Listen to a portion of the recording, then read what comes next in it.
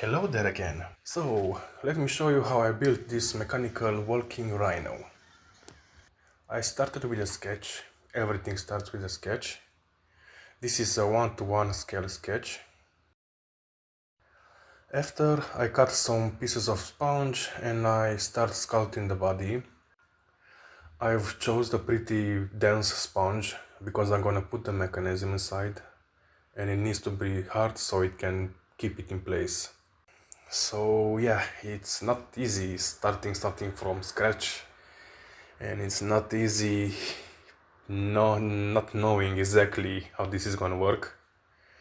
But I think with a little bit of patience I'm gonna get there.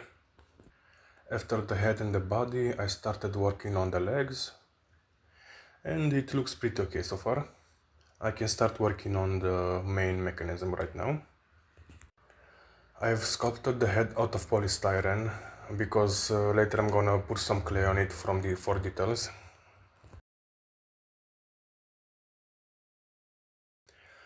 Yes, I'm here 3 weeks later and my patience is kinda running on low now.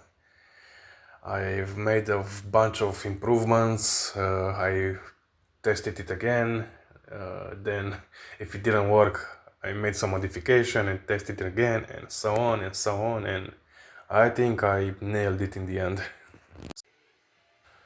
If this were a two-legged animal, it would have been much more easier, because now with 4 legs I have to match the movements of 4 legs to see how they move naturally, and it took me quite a while. I've watched videos with animals moving, so I can do a little cycle or walk cycle for 4-legged animals, and trying to match that here with my mechanism, and it's pretty okay. I think it works. In the end, it worked out. I managed to find the right placement for the joints and so on, and it started working.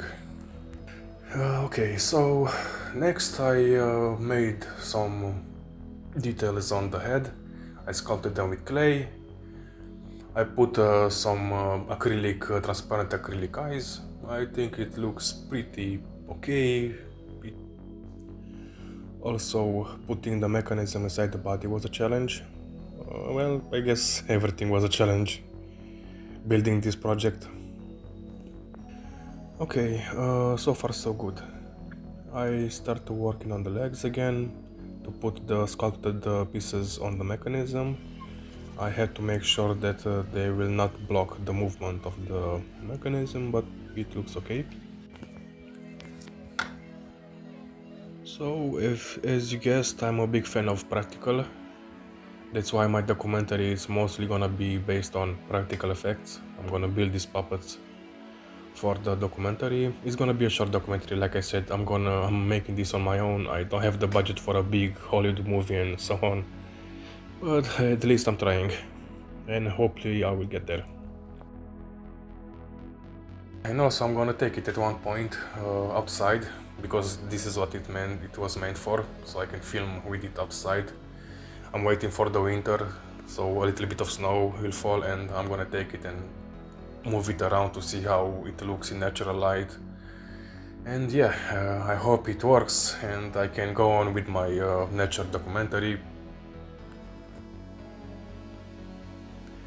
And in the meantime, I'm also making this small animation. If you looked on my channel, you can see I have videos with those, and maybe click on it to see if you like them.